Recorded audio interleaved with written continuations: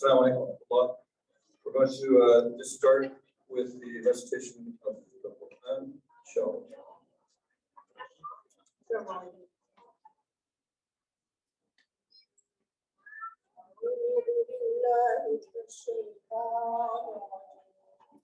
بسم الله الرحمن الرحيم ولقد آتينا لقمان الحكمة أن يشكر لله ومن يشكر فإنما يشكر لنفسه ومن كفر فإن الله غني حميد وإذ قال لقمان لابنه وهو يعظه يا بني لا تشرك بالله إن الشرك لظلم عظيم ووصينا الإنسان بوالديه حملته وحده على وفصاله في عامين أن اشكر لي ولوالديك إلي المصير. Certainly, we gave wisdom to the man, saying, "Be grateful to Allah, and whoever is grateful is only grateful for his own soul. Whoever is ungrateful, then surely Allah is self-sufficient." And when the man said to his son while he admonished him, "O my son, do not associate God with Allah, and surely polytheism is a grievous iniquity. And we have enjoined man in respect of his parents. His mother bears him with fainting upon fainting, and was leading to his 2 years, saying, Be grateful to me and to both your parents. To me is the eventual life." Jazakumullah khair. That's Zayd Jalal. That's our own Imran Jalal's son. Alhamdulillah. His student. Inshallah, completing soon. Inshallah, right? On your way. So it's my pleasure to introduce Sister Hina Khan-Mukhtar. She's joined us from the Bay Area. So flown out here for us to give us a special presentation. Many of you may recall that when the pandemic first started, alhamdulillah, she was probably one of our first virtual angel circles or presentations, mashallah, which was very well attended, and I know that a lot of us had the pleasure of hearing that. But now it's great. Somebody was just asking me, they said, "Is this going to be virtual too?" Because they saw it set up. Alhamdulillah, no, it's in person. She's here, and she's going to present. She is the mother of 3 young men, mashallah. I believe one who's got married too, mashallah. Congratulations. And alhamdulillah, she is one of the co-founders of Ilm Tree, which is a homeschooling co-op that has about 35 families out in the Bay Area. So she's involved with that, also teaching at different levels, and contributes to the Muslim Observer as well as to Seeker's Guidance, and involved in many other things. So alhamdulillah, without further delay, we'll let Sister Hina give the presentation, inshallah, and then we'll see if we have time for questions. Jazakallah khair. Assalamu alaikum.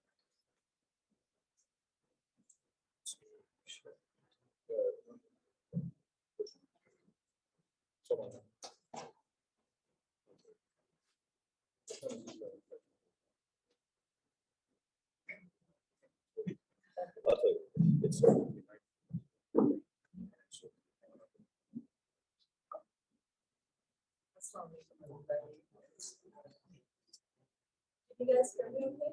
Microphone, please.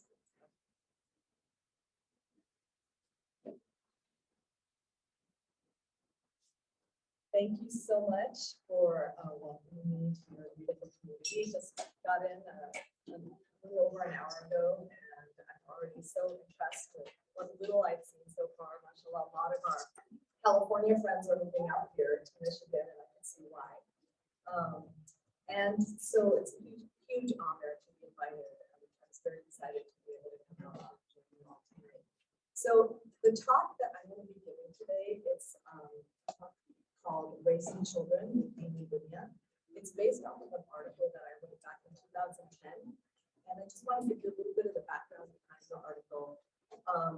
When my eldest son was born in 1997, I completely had no idea what I was doing and how we were supposed to be raising the next generation of Muslims here in the West. And I couldn't find parenting books that were geared towards Muslims. And there were a lot of classical Arabic books that had not been translated yet. And there were, Western textbooks about how to raise children, how to potty train them, how to get them to sleep through the night, but nothing really about raising Muslim boys and girls in the West. And so what I ended up doing is I would just stop people that I really admired and respected, and I would ask them, what did you do with your children? Or I would ask kids, what did your parents do with you? Just trying to get ideas, tips, advice from people who had been in the trenches well before me and had a proven track record of success stories. And over time, what happened is I noticed that I was getting a whole spectrum of advice, but in that spectrum of advice, I saw that 10 themes kept emerging, 10 basic pieces of advice kept coming up again and again from different families all over the country.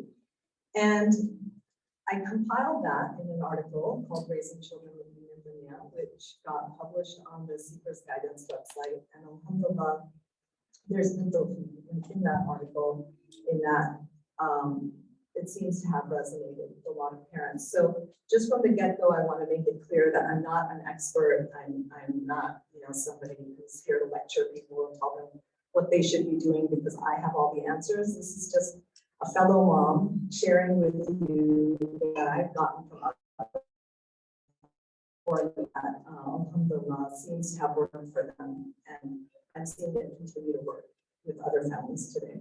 So diving right into it, the 10 pieces of advice. The number one piece of advice that pretty much 100% of all of the families gave me is dua, dua, dua.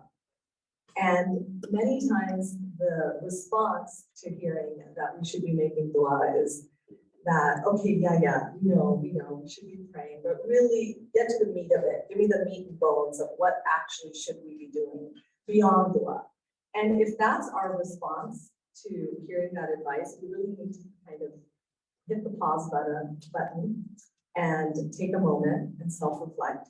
Because if we think that there's any success possible in raising our children that doesn't come directly from Allah subhanahu wa ta'ala, then we're misguiding ourselves. So everything starts first and foremost with dua, purifying our intentions, begging Allah for help, asking Him for His mercy, asking Him for His guidance, asking Him for His protection.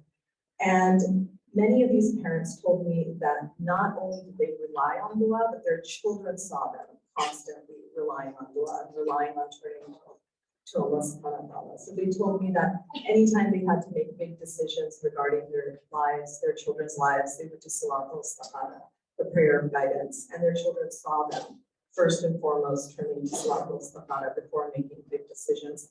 Anytime there was a need that they had, whether they wanted their children to do well on exams or whether they were hoping for a clear health report from the doctor, they would turn to Salat al-Hajj, the prayer of need.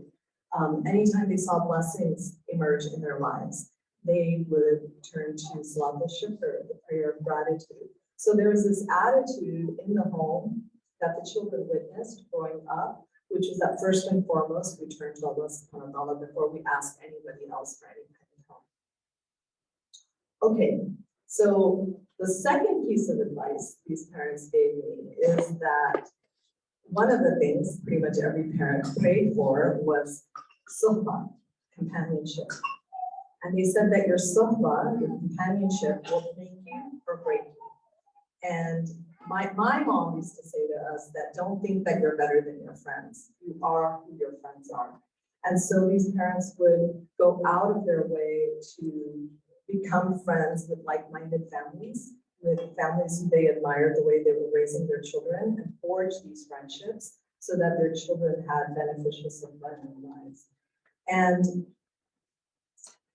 some of the parents talked about even changing their circles of friends if they realized that the community that they were living in or that they were socializing in, that the way their time was being spent and the things that their children were being exposed to were not necessarily the most positive, and they weren't necessarily what they wanted to see in their own children as their children grew up, then those parents actually made drastic decisions to change their entire circle of friendship and bring in the friends that they felt were going to be role models for their children. So when it comes to suhbah, we have an imam in the Bay Area, we call him Sheikh Al-Din Bakri, and he gave a really good piece of advice. He said that your children are being influenced in three aspects of their lives. They're being influenced in the street, which is basically where they're socializing. So their social media, the streets, their friends.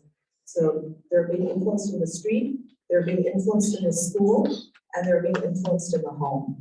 The street, the school, and the home. And he said that you have to be winning in 2 out of 3 of those areas. So street, school, and home, 2 of those areas is where you should be the prominent, the predominant influence in your children's lives.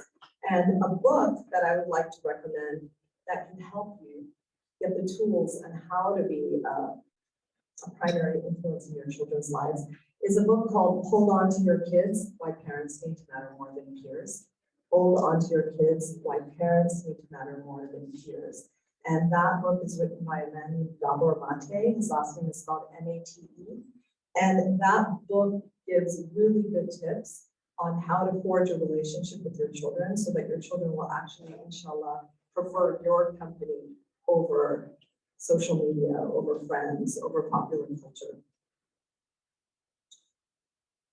One other thing that I saw with these families, which is a blessing that not all of us have, but those of you who do have should be very, very grateful for it, is families that had grandparents in the home. I saw that there was an exceptional level of those families because there's something about children growing up realizing that they have to look out for the needs of somebody other than themselves that goes very far in teaching them selflessness and teaching them service. And that comes when you have to worry about, like, we're not going to start eating until our grandmother is sitting at the table, or my grandfather needs his hand held while we're walking to the car or going to the restroom or whatever. But the fact that these kids learn that they have to look out for someone other than themselves, because in the culture that we're in today, it's a lot of me, right? Looking out for ourselves. And so having grandparents in the home, as long as, inshallah, it's a functional relationship, it's a respectful relationship, the children-in-law, the parents-in-law, inshallah, get along and treat each other with other, then the kids grow up with an extra level of other as well. And oh, by the way, just going back to the beginning, when I wrote this article and I started interviewing families about what impressed me in their kids, just to give you an idea of the things that were impressing me about these children. So when in the article, when I say raising children with deen and dunya, I don't mean to suggest that deen and dunya are equal, because they're not. Dunya, we know, is the worldly life, and deen is our spiritual matters or religious matters. And religion always supersedes everything else. But many times people tend to think that it's binary. It's either one or the other. You're either going to have your kid who's going to be doing really well in school, succeeding in sports and getting ahead in the world, but then, you know, prayer is like hit or miss. You know, Islamic education is kind of put on the back burner, or people will think that families are completely immersed in religious matters, but are neglecting, like, maybe the educational path that their kids should be focusing on. So with these kids, what I saw is that there seemed to be a really good balance between excelling in academics, excelling in sports, excelling in their career path, but at the same time, striving for that same level of excellence, if not higher, when it comes to the religion as well. So I just, it's important to define terms and explain what we're striving for. So I wanted to make that clear that these were the role models that I was looking at. Kids who were doing well in the dunya, but also were really, mashallah, striving for high goals in the dunya. Okay, so we talked about the du'as, relying on the power of prayer, and then suhbah, how your companionship will make your breakthrough. So the third thing that came up with these families is that when it comes to suhbah, who could be the best companion? Who could be the best suhbah for our children? And what I saw in these families is that there was a very close relationship and a close love with the Prophet, sallallahu alaihi wasallam. And the Prophet, sallallahu alaihi wasallam, was a living, breathing reality in these families' lives. He wasn't somebody relegated to the history books. He wasn't somebody just kept for Sunday school.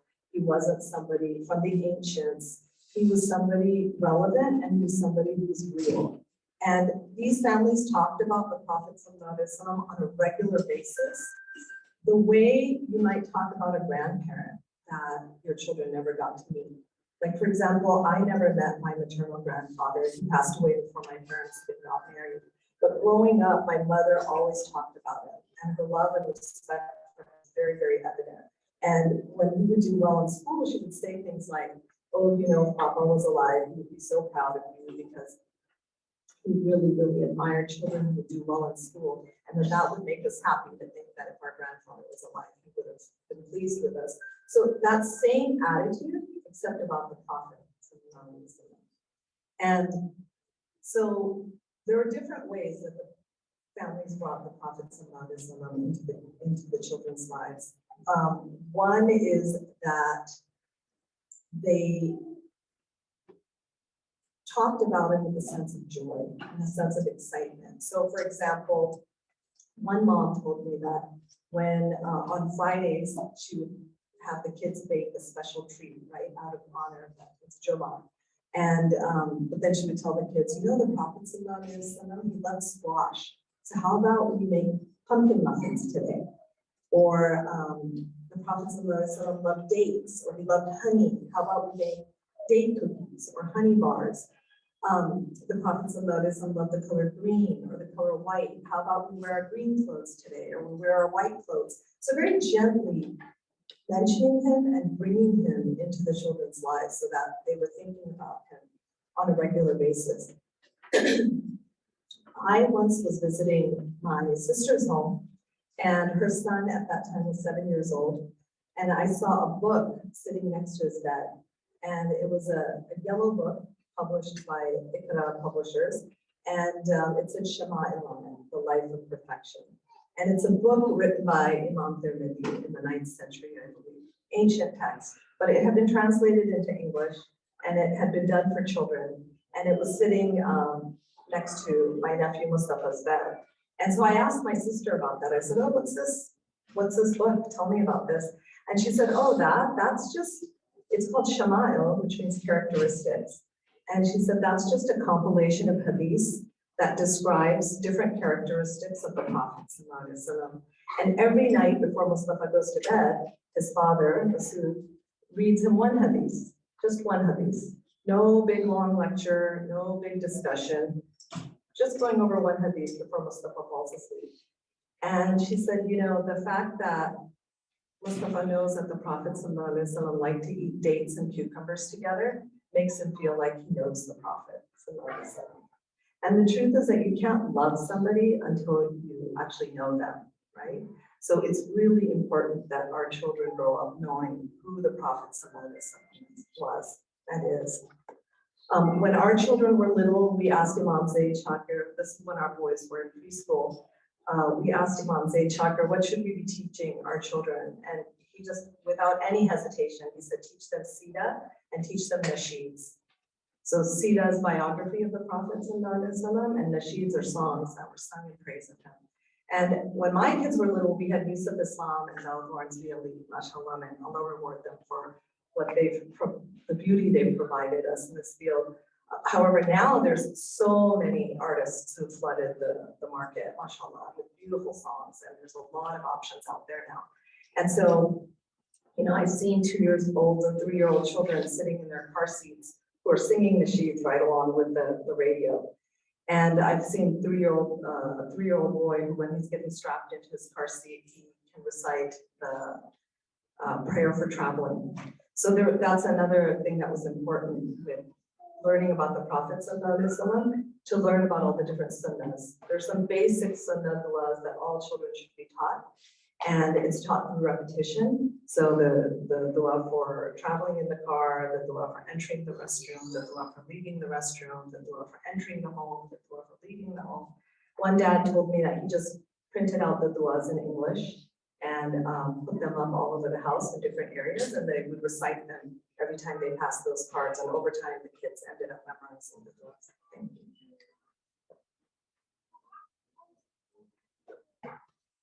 One anecdote that I want to share on this topic of loving the Prophet ﷺ, this is something that I actually witnessed myself.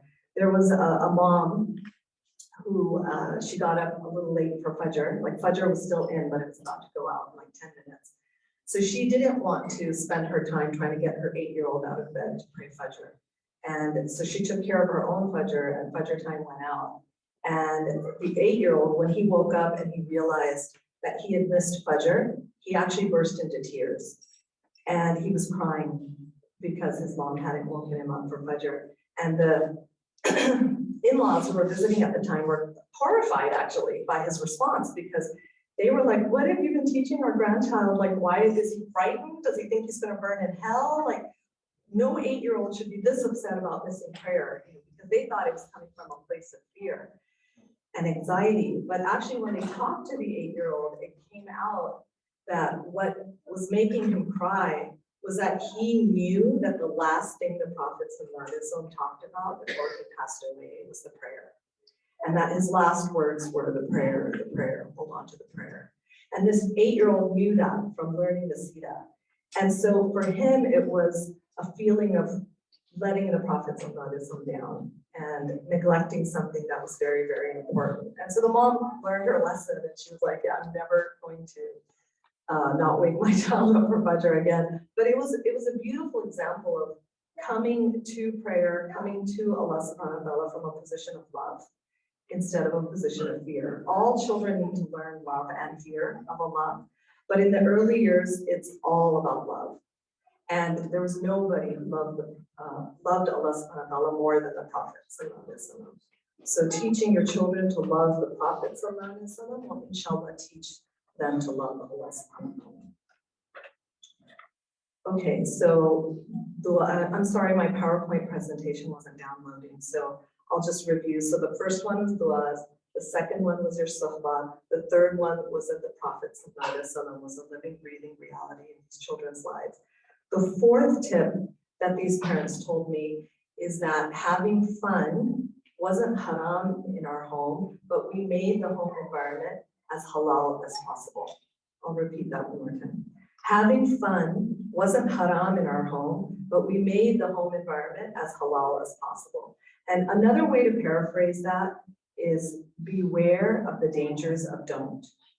Beware of the dangers of don't. Children should not be growing up constantly hearing, no, no, no, no, no.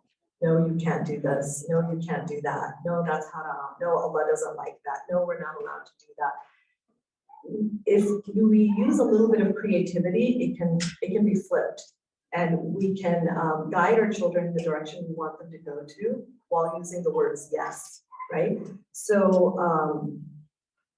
for example, some examples I saw in my community was like, I personally have no opinion about celebrating birthdays. I'm not passing fatwas, nothing like that, but I know of a mom who doesn't celebrate birthdays for their own philosophical reasons. But she and her family went above and beyond, throwing the most lavish celebrations when her children would memorize, like when they memorized Juz Amma, when they memorized the 29th Juz. I still remember, my children still remember the party she threw. She has twin children who both went on to become Hafaz, mashallah, daughter and son. But when they memorized the 30th Juz, she had a full-on party in the park with 2 separate cakes, and everybody got party favors, but it was honoring and celebrating something that she felt was worthy of honoring and celebrating. And I know my kids left that party motivated and inspired and wanting to achieve similar types of goals. So, so that was an example of, she didn't say, no, you can't have birthday parties. She said, yes, we're gonna have parties. We're gonna celebrate when you guys do X, Y, and Z, and everybody can figure out whatever those goals are. I know moms who've thrown hijab parties for their daughters when they come of age, where all the ladies and aunties of the community come together, give beautiful hijabs, and give wonderful advice to young ladies as they take on that act of ibadah. I know of people who have celebrated their kids' 7th birthday because that's the year they're going to take on praying. So the whole birthday party becomes focused around prayer. It becomes a salah party where it was, what were some of the games I saw at the salah party? Like pin the moon over the mosque, I think was one, and they had a prayer, a misbah making station where kids made their own misbahs. So people get creative on how they can have fun with their kids. One little caveat that I'm going to give, this little topic can be an entire talk on its own, so I'm not going to go very in depth into it, but if there's nothing else that anybody takes from this talk except the power of dua, this one other thing that I want to share with you, inshallah, I'll consider this, inshallah, a success. So these parents, even though they made sure to give their children a lot of yeses instead of nos, one thing that these parents, every single one of them was on board with and on the same page about is that they did not allow their children to have access to the internet in the privacy of their bedrooms. So if that's the only thing anyone takes from this talk, it will be a huge blessing. Not having access to the internet in the privacy of your bedrooms. And I won't really go I won't go deeper into that topic other than that. Okay, the fifth tip.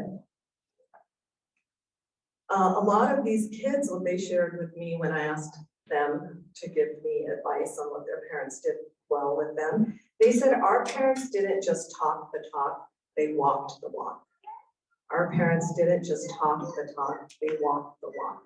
Meaning that their parents weren't hypocrites, or they didn't see their parents as hypocrites. And I know Sada Rania Awad said that children listen with their eyes.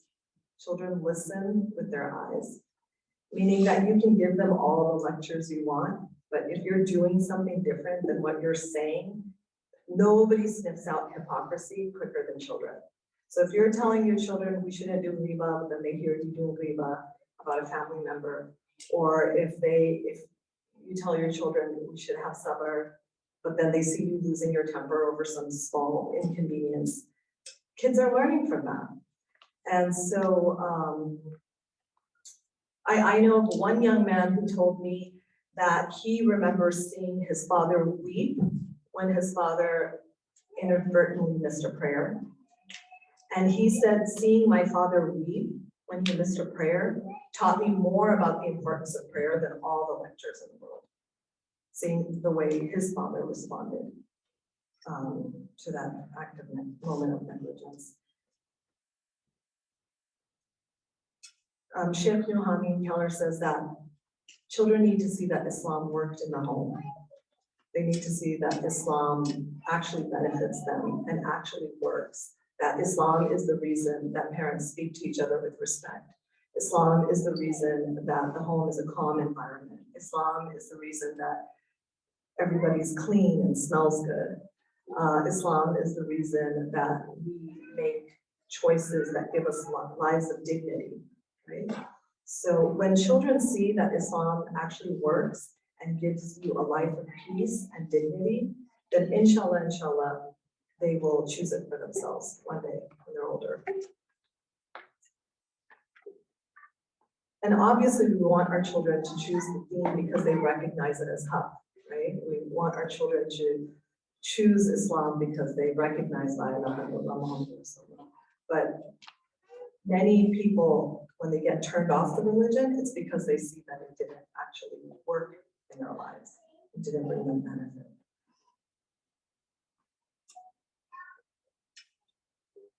When it comes to talking the talk, walking the walk, not just talking the talk, we also have to be mindful about the kind of language and vocabulary and words that we use when we talk about religion.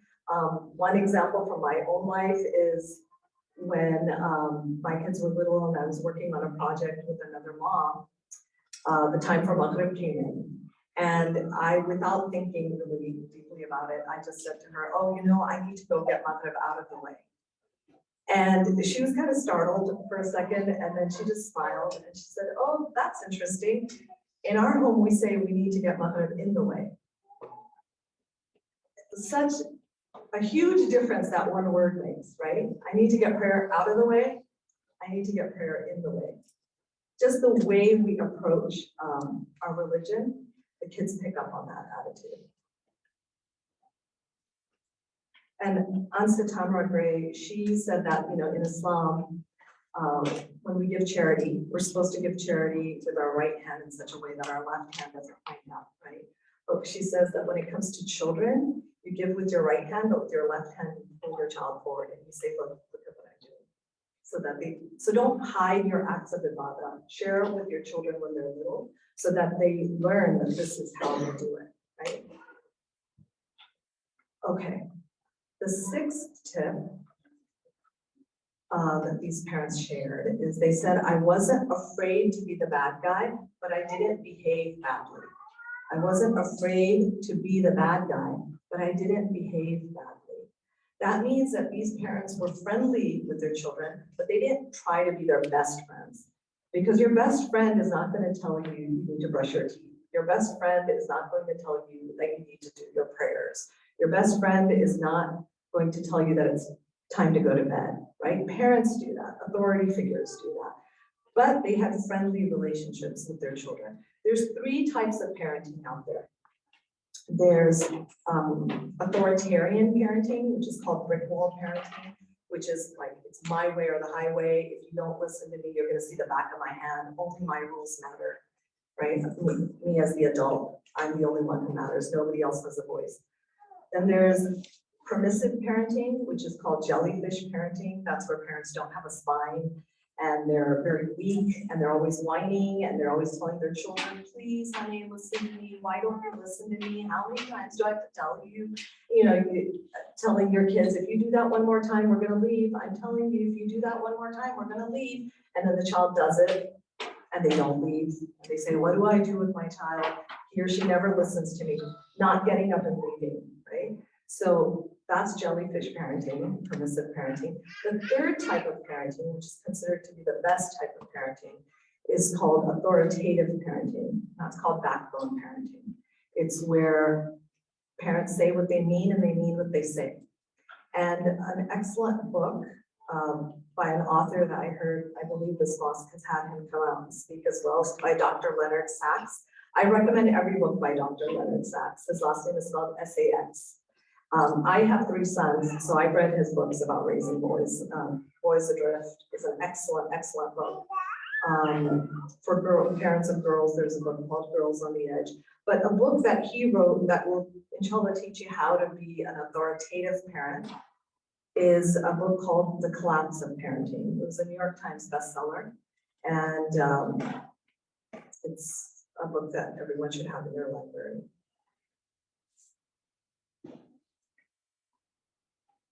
Okay, the 7th tip these parents shared is all these parents told me that I always kept my kids close by. I always kept my kids close by. And because I was a stay-at-home mom and we homeschooled our sons up until 8th grade, a lot of people assume that that's what I'm talking about, that I'm saying, oh, you have to homeschool your kids. That's not what I'm saying. What these parents did share with me, every single one of them, and I know everybody's situations are different, so I don't mean to hurt anybody's feelings or to freak anyone out or to make anyone feel like they're being judged. I'm just sharing the data that I collected from speaking to all these families. But every single one of these families told me that we didn't put our children in daycare, that our children were not in daycare from like 7 in the morning till 5 in the evening with non-Muslim caregivers. Sometimes some of these families had nannies to help them. Some of them had grandparents in the home to help them. Some of them had Muslim aunties in the community who watched their children. A few of these families actually have a stay-at-home dad while the mom worked. But the primary caregiving and tarbiyah of the children was done by the parents or grandparents. Somebody invested in the children, and somebody Muslim, with Muslim adab and Muslim rules and Muslim guidelines. So that was across the board. Another very common rule that was not very popular with the children is many of these parents told me that they didn't do sleepovers. that they didn't allow their children to go and sleep in a home where they couldn't go check on their bed in the middle of the night. But the way they would compromise with their kids, being creative with that, saying yes instead of no, is that they would allow sleepovers in their home. And they would, you know, throw big fun sleepover parties so that their kids could have their friends there. Some of the exceptions that some of these families made is if they knew that all the men would be gone from the home, no fathers, no brothers, no sons in the home, then maybe girls would be allowed to spend the night in a home where there were only girls. Sometimes people did sleepovers where their parents got to sleep over as well. But the idea of having your child in somebody else's home in a bed that you can't go check on in the middle of the night, that was a big no-no for pretty much all of these families.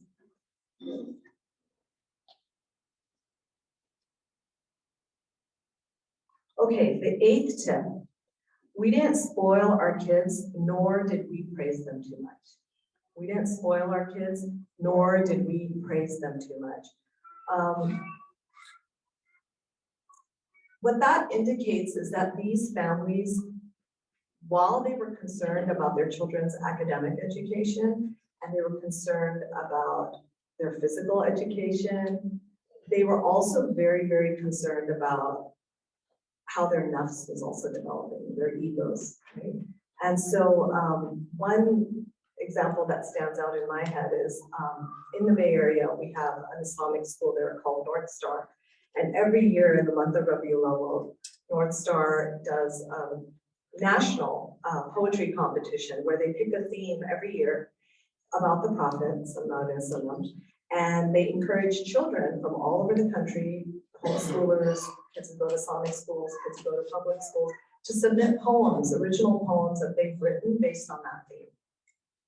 And then the poems are judged, and North Star has their annual fundraiser, and hundreds of people are there. And then on the stage, they announce who the winner is, you know, whose poem got chosen as first place. And so one year, one of our students from our homeschooling co-op, Elm Tree, she won the first place prize for her poem. We were very proud of her. And at that time, I was in charge of an event that was happening at our local mosque in the month of Rabiul Awwal. So I asked her mom if it would be possible for her daughter to come recite that poem at our event. And this mom is a mom I really, really admire a lot. I've taken a lot of notes from the way she raised her children. But what stood out for me is that her mom didn't automatically jump at the opportunity and say, yes, of course. Like, I think any one of us would be very proud and very excited to have our child recite a poem about the Prophet sallallahu alaihi wasallam in public. But what she said to me was, you know, my daughter's been getting a lot of praise for that poem. She, her name was announced at the fundraising event. She was called up on stage in front of hundreds of people. And she said, and then she happens to be in this one particular science program. And this week, the science program was meeting at a ranch, and KQED, one of our local PBS stations, happened to be there filming a documentary, and they ended up interviewing her on camera for their science program. And that TV show is going to be airing on television next week. She said, you know, I just don't think it's good for her nafs. I don't think it's good for her ego to be in the spotlight so much. So if you don't mind, we're actually going to say no. And that was a huge teaching moment for me, because I realized that the mom was looking at something much deeper and concerned about something much deeper and looking long-term.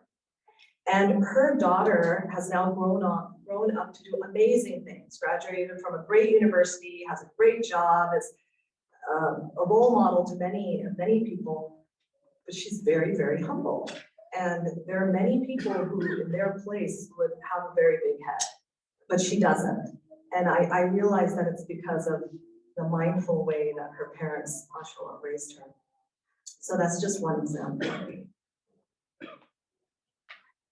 Okay, the 9th tip. Talk to your kids, but with love. Talk to your kids, but with love. And so what many of these families told me is that it's really important to them to teach for them to teach their children to look at the world around them with the eye of discernment, to kind of look at the deeper messages the deeper lessons behind things. But to do that in a way that doesn't become lecturing, that doesn't become nagging, that doesn't become didactic all the time, right? Where they're just, anytime the kid wants to do something fun, they're just getting a lecture about it, right? There's a fine line that we have to walk.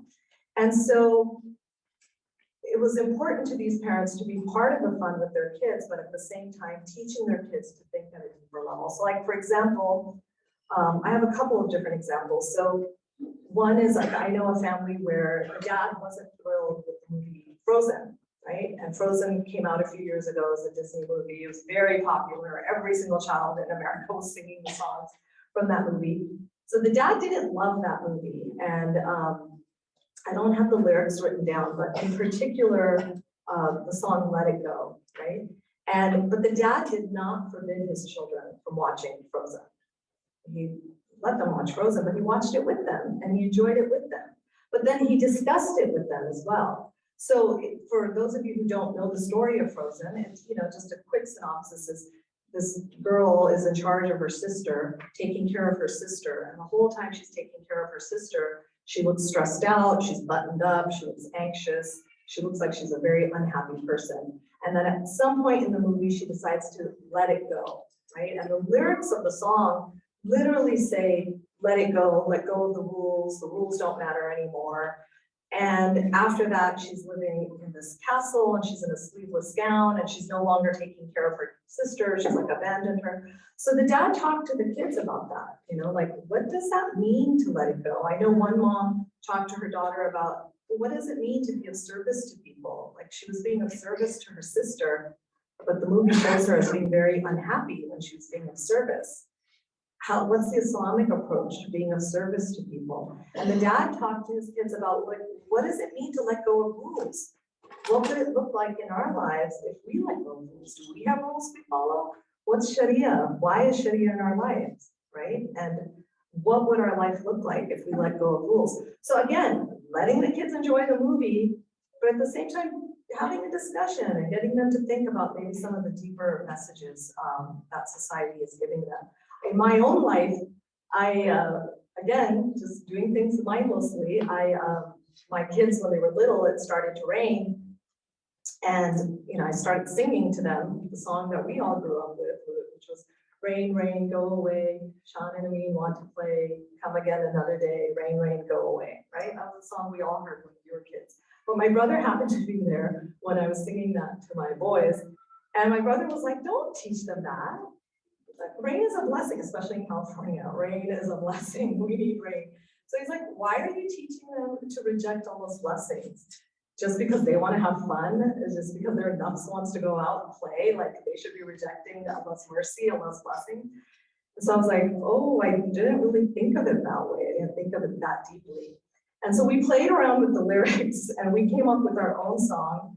And the song that we sang to our kids was, rain, rain, come on down, come and fall upon the ground. Rain, rain, come down fast, come and make some green grass. Rain, rain, pour, pour, pour, you're a mercy from our Lord. Rain, rain, fall on me, I turn to Allah gratefully. So we would sing that to our kids every time it rained. And I saw this with my own eyes, that one day I was gonna take my boys on a picnic and they were really excited, they were gonna see their friends, and it rained. And we got rained out. We weren't able to go on the picnic. And I still remember my boys standing at the sliding glass door, looking out at all the rain, disappointed. And then I saw my older son turn to his younger brother and say, it's okay, I mean, Allah's been kind to us. California needs the rain. We'll go on a picnic another day. And I remember being very moved by that because I knew, I was convinced that that attitude that he had towards his disappointment, I think it came from that subtle brainwashing that had been happening for so long with this song. Because the natural inclination would be to be like, why is this happening? Why are my plans getting messed up, right? And if the messaging I had been giving them for years is rain, rain, go away, we want to play, then I think the response would have been very different. So that's just a little example of inshallah, talking to your kids with love and hopefully teaching them to look at things with the eye of discernment. One female scholar, she did say that you do want to be wary of falling into the trap of over respecting your children or over talking to your children. Like every single thing that you have to do should not have to be explained to them. Sometimes it's okay for parents to just say because I said so. And kids need to be okay with that as well. And so just making sure you have that balance. Oh, and when it comes to talking to kids with love, one thing every parent should know, kids should not be crying themselves to sleep. If they've gotten in trouble with you, if you've gotten upset with them, if they've disappointed you, you can let them know. But before they go to sleep, they should be reassured that they are loved, that tomorrow's a fresh day, that everybody gets another chance, and we all make mistakes, and that they're safe and they're loved and they're accepted. Every kid should be getting that messaging. No one should be going to sleep on wet pillows, right? So what that means is parents have to be willing to reassure their children that they're okay, and they also have to be willing to apologize. If you mess up, and we all mess up, if you lose your temper, if you make some, a bad choice in how you deal with your kids, it's okay to say, I'm sorry. And I'm sorry that I made you feel X, Y, and Z way. You're gonna teach your children how to apologize in the future to people in their lives. And you're also going to teach them how to repent for Allah if you also are able to ask for forgiveness. Okay, the last tip. And this is the tip that causes the most tears. And again, it's not to make anybody feel bad. It's just data that I've collected, but it has come up again and again and again. The number 10 tip that pretty much all of these families shared with me is that the children had a pious father who engaged them. That's the key part. Being pious was not enough. They had a pious father who engaged them, meaning they took an interest in their children. They were invested in them. They were involved in their lives. They talked to them. They knew who their friends were. They knew what made them sad. They knew what made them happy. They did things with them, activities with them. So for the longest time, when I used to do this talk, I used to say, I don't have science to back me up. This is just data I've collected from talking to people. But now I actually do have science to back me up. There is a man named Vern Bankston who did this landmark 30-year study. He started in 1972 and he ended in 2004, where he followed 2,000 people for 30 years, and he would meet up with them every few years, and the whole goal of his study was to find out what is it that these Christian and Jewish families are doing that is causing the next generation to continue being Christian and Jewish. And there were a lot of different factors he found, but the overwhelming factor was that the next generation had fathers who were practicing Jews and Christians. It wasn't enough for the mother to be a practicing Jew and Christian. So like if the mom was taking the kids to church on Sunday, but the dad was staying home and watching football, it was hit or miss if whether the kids were going to grow up to be Christian. But when the dad was involved and was taking the kids to Sunday school and was in their Bible classes with them, then it was more likely that the next generation was going to continue to practice Christianity and Judaism. And this is what the Muslim families have said to me as well. And I know of a young boy who, one of the kids in our community, when they spent the night at his house, they commented that they've seen in all the different homes, families have different ways of practicing. So in one family, the kid might get up and pray Fajr with his dad in Jamaat. But he mentioned this one particular boy, and he said, in his home, his dad just comes into the bedroom and he says, Ali, Fajr. And Ali jumps out of bed and they go to the masjid. And I was really impressed when he told me that, right? And I was like, oh, wow, I mean, that's not easy to get up in the cold and go out in the dark and go to the masjid for Fajr. And this boy, Ali, has such a good attitude about doing it, mashallah. And the little boy who was sharing this with me, he said, yeah, but you know what Ali's dad does? After Fajr prayer, every day, he takes Ali to Starbucks for breakfast. So I think that's why Ali's jumping out of bed. So I don't know. We don't know. We don't know what's causing Ali to jump out of bed. But what I do know about that dad is that he had decided it was worth it to him. He had a budget. It's not cheap. It's like $4 or $5 a day, you know, times 30, so what, $150 a month. He took his kid out for a treat at Starbucks after Fajr prayer. And this kid was associating Fajr as this beautiful bonding time with his dad. And mashallah, he's an adult now. And I know he takes other young adults too. He picks them up in his car and takes them to Fajr prayer. It's something he's held on to. And it's something he grew up, you know, seeing from his dad. And we know that even from hadiths, right? That the Bedouin who came to the Prophet and he saw the Prophet kissing his grandchildren. And he said, I had 10 children and I've never kissed any of them.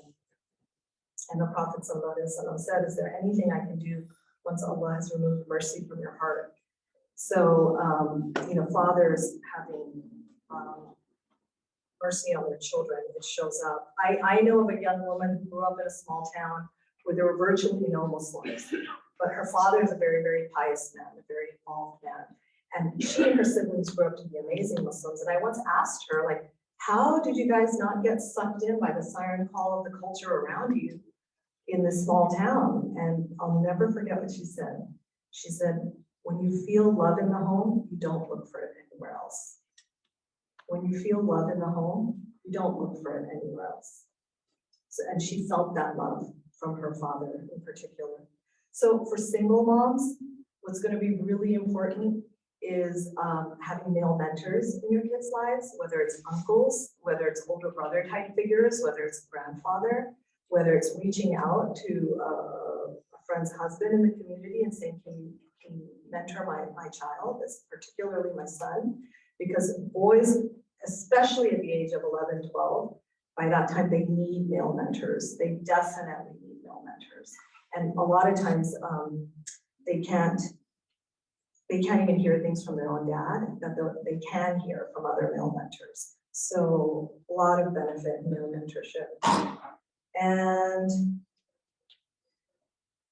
this is an incident a friend of mine witnessed. She was at a big conference, one of those ISNA, RIS type of conferences. I'm not saying it's that one, but she was at one of those, and there was a famous Muslim male figure who's up on stage. And somebody in the audience asked a parenting question, and the male figure on stage started to answer the question. But then somebody else in the audience stood up and said, how can you answer that question? You were never around when you were growing up. And she said it was a very heartbreaking moment and very awkward to witness. But there's a lot of truth in that, because so many times we're so focused on giving back to the community and giving to the ummah, inshallah, and inshallah, may everyone be rewarded for their noble intentions, but we can't neglect our own homes. We can't neglect our own families, particularly fathers, who sometimes can get so spread thin, giving to everybody else, that their own children can get neglected in the home. And okay, so in conclusion, how am I doing on time? 10 minutes, okay. So in conclusion, I just want to share that, I love to-do lists. I love checklists. I love those BuzzFeed articles that say, top 10 things, whatever, you do this and you'll get these results. But I know more than anyone else that that's not how parenting works. Parenting isn't like you do ABC and you will get XYZ results. It's, first and foremost, it is Allah subhanahu wa ta'ala's mercy for any success that anybody sees in their lives. We know that prophets were tested with their children. Prophet Nuh alayhi salam, Prophet Adam alayhi salam, Prophet Yaqub alayhi salam. And these were the most pious men. These are people who are in direct communication with Allah subhanahu wa ta'ala, and they were still tested with children who didn't believe and didn't practice and disobeyed them and disobeyed Allah. So sometimes Allah subhanahu wa ta'ala will test us with our children just to show us that this isn't from you. Like, you can do everything quote unquote right, and you're still not going to see the results that you want. It still doesn't absolve us from learning, and it behooves us to learn from people who came before us and to learn from their mistakes and to learn from their success stories and try to implement the advice that we can implement. And all we can do is take the means, right? The end is up to Allah subhanahu wa ta'ala. And I know of a mom who did everything right. She did everything that she could have written this article, every single one of these things that I went over today, she had in her life with her children. But still, when her son was in college, one day he called her and he said, I'm not praying anymore.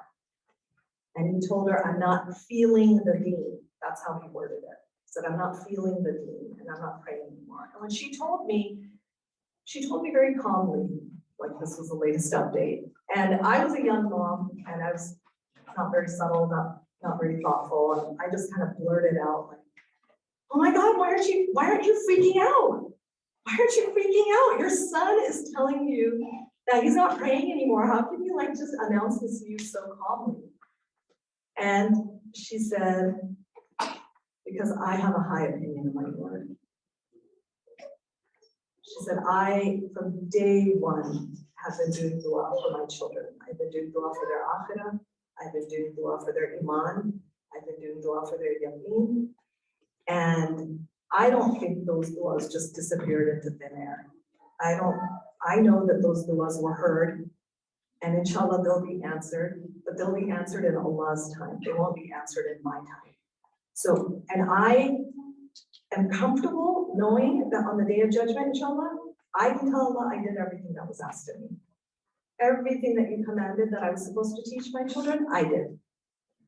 So, and now my son has his own journey. He has his own ups and downs that he has to go through in life and choices he has to make and consequences he has to face. But I did what was asked of me. So all I can do now is continue to do dua for my child. There's nothing more powerful than a parent's duas. We're all witnesses to that. And all I can do is keep an open door. And that's what she did. She and her husband continued keeping an open door, continued welcoming their son home, loving him. They kept moving forward with their other children. They kept practicing the deed. They kept living their life the way it was meant to be lived. They didn't stop for their son, and he was welcome to join them, but they made it clear we're moving forward with or without you. And I'm happy to report that he eventually did come back. Took some time, but he came back to the deen. And he even did makeup prayers to make up for the time that he wasn't praying. So we can't despair. Despairing is haram in our religion. And so all we can do is take the means and be grateful that we are not held accountable for the results. We're only held accountable for what we did to facilitate our children's success, inshallah. So I'm going to end with the dua from the Holy Quran. I'm going to read the English translation of it. It's from Surah 14, Ayah 40. Oh my Lord, make me one who establishes regular prayer and also raise such among my offspring. O our Lord, and accept thou my prayer. O our Lord, cover us with thy forgiveness, me, my parents, and all believers on the day that the reckoning will be established. Amen.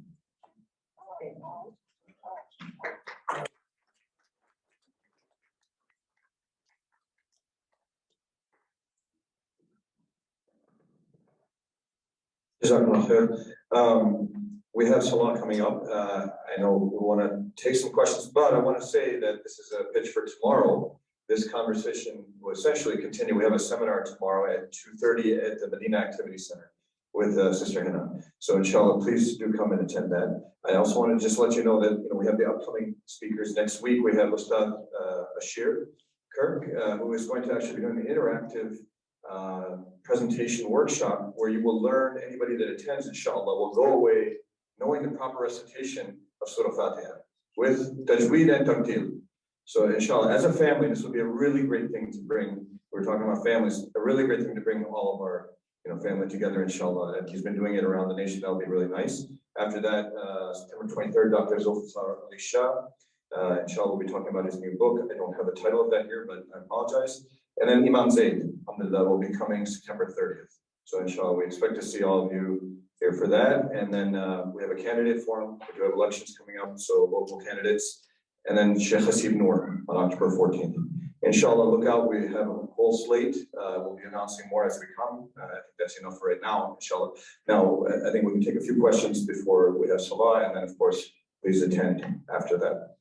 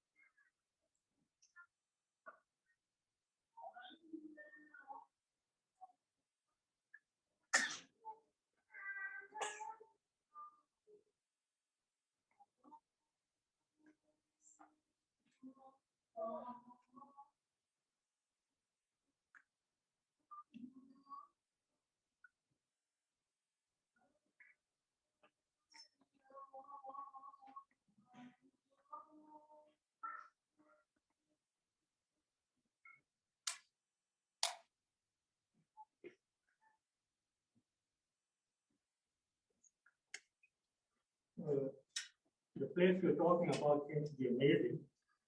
I would like to move there if I can convince my kids to go there as well. I'm not going to do it very actively. I don't think it will happen in my lifetime. But I doubt very much if you have a place or a community like that. Because in my 40 years, we have not seen that. And when I get to the point about moving from friends who were there, who were my children going well, I get that. And when I came to this community, it was an amazing community. And you know, one thing, one of the things that I keep harping is this sport here, this gymnasium, saved my kids. You know, they came and played the I3 boys, and they have to go somewhere. And so they were here, we knew where they were and so on. So I'm very grateful that, and that is only written because we have a school here, and they had a gym. There are hardly any markets who have gyms in them. So we have huge problems. I think we're in a very bad place, to be honest with you. Two things for which I think I need life was one, what happened in Syria, and what is the future of my grandkids. It scares me the hell because there's nothing being done. So unless these people run the communities and so on, I think they all comatose as well. Unless they get up and decide and do things like the Sunday school, what you're doing. There's only so much the parents can do. And for those who are immigrant parents, you really lose contact. You don't know the language, you don't know anything. You are born and brought up here, so you have some less problems with that. No, but for those who are immigrants, yeah, the kids, even you have the cultural difference, which is unbridgeable. Generation gap is a universal phenomenon. So, unless we get up, it's not going to happen. And I've got a lot to say, but that's what I say. Maybe the sister go first. how does the children get affected when the parents like quarrel in front of them? When parents quarrel.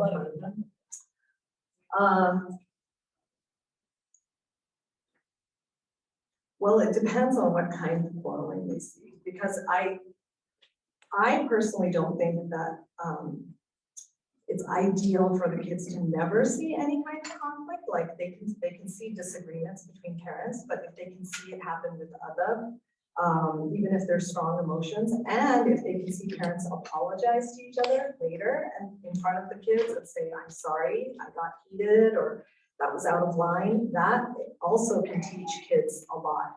But overall, parents quarreling or fighting or arguing in front of kids causes a lot of anxiety for children. It does. It causes a lot of, it causes them to feel unsettled.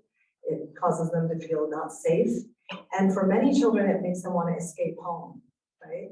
So your home should be the place that makes you feel at peace and where you come to get recharged. In response to your comment, we have an uncle in our community who we really respect and look to for advice.